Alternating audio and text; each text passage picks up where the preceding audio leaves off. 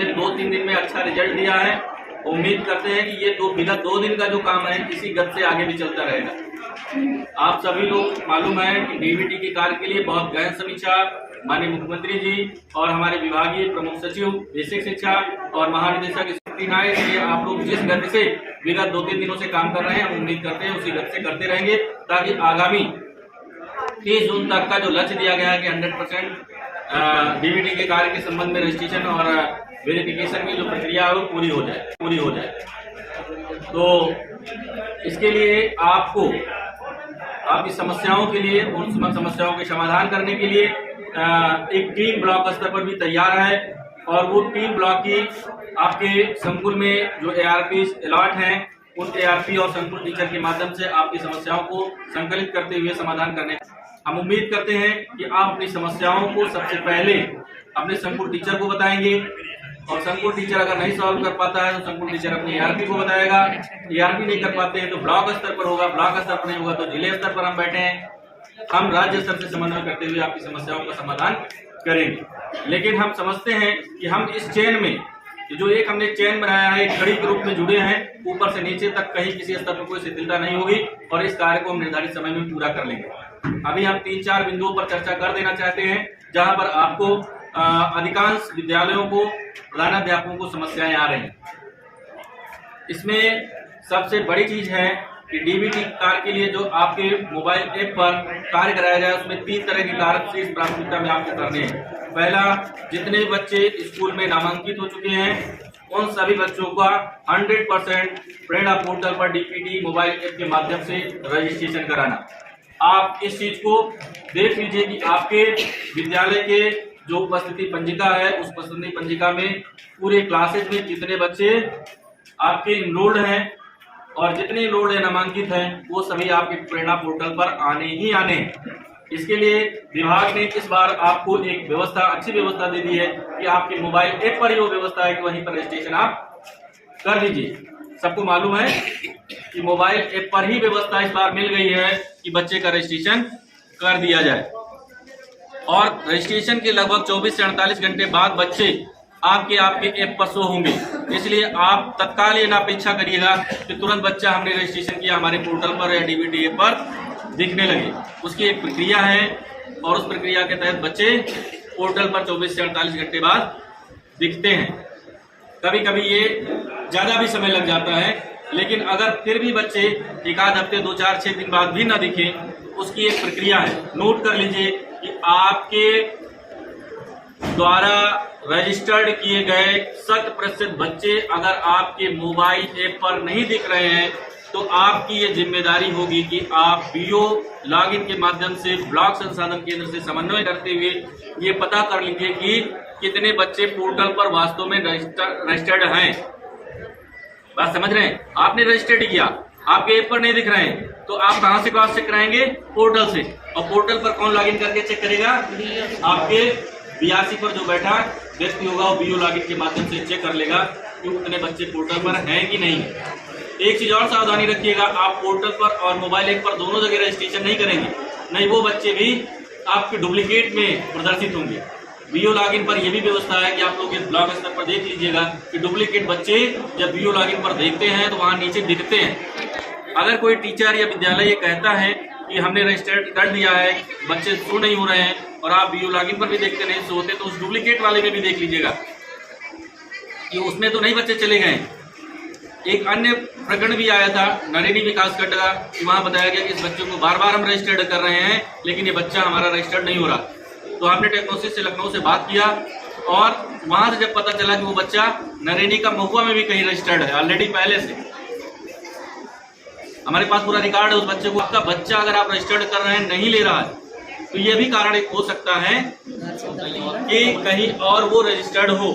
अभिभावक से ये संपर्क कर लीजिए, बच्चे से मोटिवेट करके पूछ लीजिए कि आप कहीं नानी के यहाँ, दादी के यहाँ, मामा के यहाँ जाकर पढ़ते तो नहीं थे, वहां पर भी तो आपका नाम नहीं लिखा। तब आप वो समन्वय करके उस ब्लॉक के खंड शिक्षा अधिकारी या वहाँ के टीचर से समन्वय करके पूछ लीजिए ये बच्चा वहाँ रजिस्टर्ड तो नहीं है, या वहाँ के खंड शिक्षा अधिकारी से कहीं आपने लॉगिन पर से चेक कर लीजिए बच्चा आपके यहाँ रजिस्टर्ड तो नहीं है। इस वजह से भी कभी कभी पोर्टल पर बच्चे रजिस्टर्ड नहीं हो पाते। तो आपको प्रेरणा पोर्टल पर नामांकन के अनुसार 100% बच्चों का रजिस्ट्रेशन करना है। ये पहला लक्ष्य, लेकिन ये वरीयता का पहला नहीं है, ये पहला काम है जो आपको डीबीटी के अंतर्गत करना होता है। दूसरा कार्य है कि आपको बच्चे का आधार वेरीफाई करना है। ये प्रगति बहुत न्यून है और इसी में हम बता रहे हैं कि पिछले 3 दिनों में विद्यालय स्तर से बहुत ही बेहतरीन प्रयास किया गया है, किया जा रहा है। लेकिन अगर ये गति रहेगी जो आज थी कि आज महुआ ने लगभग 4 से 5 हजार बच्चों के बीच उनका आधार वेरीफाई किया है एक दिन में, और लगभग 28,000 बच्चे हैं, तो 5 दिन में यानी 30 जून से पहले आप काम कर लेंगे। ये हमें उम्मीद है जिस गति से आपने विगत 24 घंटे में काम किया है। ठीक, तो बच्चे का आधार भी वेरीफाई करना है, लेकिन बच्चे के आधार वेरीफाई करने में इस बात का ध्यान रखना है कि उसके आधार के अनुसार ही मोबाइल ऐप पे समस्त प्रविष्टियां भरनी है, चाहे वो नाम हो, नाम की स्पेलिंग हो, डेट ऑफ बर्थ हो, जेंडर हो, फादर नेम हो, अन्य जितनी भी प्रविष्टि उसमें कॉलम में मांगता है उस सब में क्या करेंगे, आप आधार के अनुसार ही भरेंगे। और अगर ऐसा रजिस्टर से पृथक आधार है तब भी आधार के अनुसार ही भरेंगे, लेकिन एक पंजिका बना लेंगे कि ये अमुक कक्षा का बच्चा अमुक एसआर नंबर पर अंकित है और आधार के अनुसार इसका विवरण अमुक है, उस पंजिका में लिखेंगे। और ये पंजिका केवल डीबीटी कार्य के लिए ही मान्य है, अन्य प्रयोजनों के लिए आप एसआर रजिस्टर का ही प्रयोग करेंगे। उसका टीसी निर्गत करना हो, कोई अन्य कार्य हो, वो सभी चीज़ें जो है आपके एसआर रजिस्टर के अनुसार ही होंगी। ये केवल इस उद्देश्य से बनाया गया है कि डीबीटी से कोई भी बच्चा वंचित न रह जाए।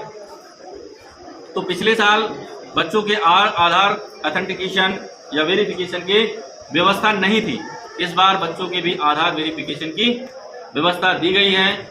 इस कार्य को आपको पूरे तन्मयता के साथ 30 जून तक पूरा करना है। तो इस यहाँ पर एक विद्यालय स्तर पर या टीचरों में कुछ विरोधाभास है या अज्ञानता है, वो कारण उसका है कुछ, इसलिए आप लोग समझ नहीं पा रहे थे। इसीलिए हम पिछले 1 माह से लगातार प्रयास कर रहे थे कि इसमें अपेक्षित सुधार आए, लेकिन हम 10,000 के डाटा पूरे जिले में, जहां हमारे 2.5 लाख बच्चे पूरे जिले में नामांकित है, वो 10,000 बच्चों के आधार ही वेरीफाई हो पा रहे थे। क्योंकि स्कूल भी बंद थे, हम एक अच्छी मॉनिटरिंग नहीं कर पा रहे थे, हमारी टीम नहीं काम कर पा रही थी। तो यहाँ पर आप पे जो भ्रांति है वो ये है कि आप लोग ये समझ रहे थे कि जो पिछले साल बच्चे थे उनका तो आधार वेरीफाई है ही। ऐसा नहीं है, पिछले साल बच्चों का आधार वेरीफाई नहीं था, गार्जियन का था, माता का था या पिता का था।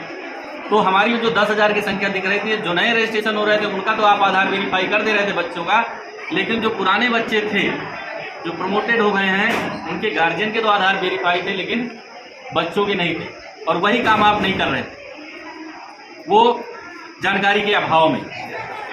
इस चीज़ पर विशेष ध्यान दीजिएगा कि सभी बच्चों का, जो पुराने और नए, सभी का इस बार आधार वेरिफिकेशन का कार्य किया जाना है।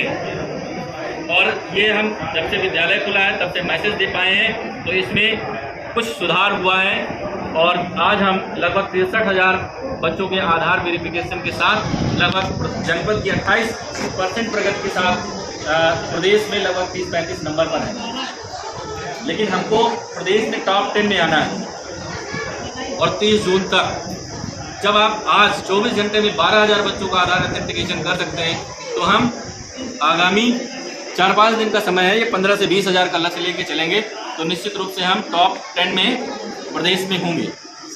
टॉप 10 में तभी होंगे जब आपका ब्लॉक या स्कूल स्तर पर भी काम होगा। तो पहला काम रजिस्ट्रेशन, दूसरा काम आपका बच्चे का आधार वेरिफिकेशन। आधार वेरिफिकेशन में 3 विकल्प आपको मिलते हैं। किसी ने देखा है गहनता से क्या क्या है? रिपोर्ट जो आपको कल भेजी गई थी वो रिपोर्ट किसी ने देखा है? एक बच्चे का आधार वेरीफाई कितने का हो गया, दूसरा कितने का नॉट वेरीफाई है, तीसरा नॉट अवेलेबल। ठीक, जिनका वेरीफाई हो गया उस पर आपको चिंता करने की जरूरत नहीं है, जिनका वेरीफाई नहीं हुआ इसका मतलब उनका आधार है, उन पर चिंता करने की जरूरत है। उसका कारण ये हो सकता है, यही जो अभी हमने चर्चा किया कि आपने आधार के अनुसार एंट्री उसमें जो है पोर्टल पर डीबीटी मोबाइल ऐप पर नहीं भरी, इस कारण से वो वेरीफाई नहीं हो पाया, या आपने अधिकतम 5 प्रयास पूरे कर लिए और लॉक हो गया है, अब आप ना कर पा रहे हैं। अब आप जान गए हैं आज जैसे कि हम आधार के अनुसार भरेंगे, लेकिन आपके 5 अटेम्प्ट पूरे हो गए इसलिए आप ना कर पाए। उसके लिए आप वेट करिएगा, जब रजिस्ट्रेशन की प्रक्रिया क्लोज होगी तब एडिट का ऑप्शन दिया जाएगा। आप लेकिन इसके लिए एक्टिव रहिएगा।